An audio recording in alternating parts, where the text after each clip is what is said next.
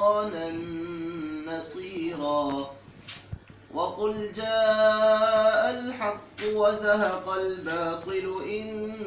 الباطل كان زهوقا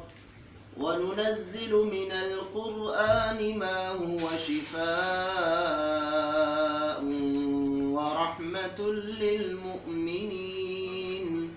ولا يزيد الظالمين إلا خسارا وإذا أنعمنا على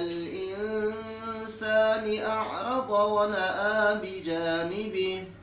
وإذا مسه الشر كان يئوسا سبحان ربك رب العزة عما يصفون وسلام على المرسلين والحمد لله رب العالمين.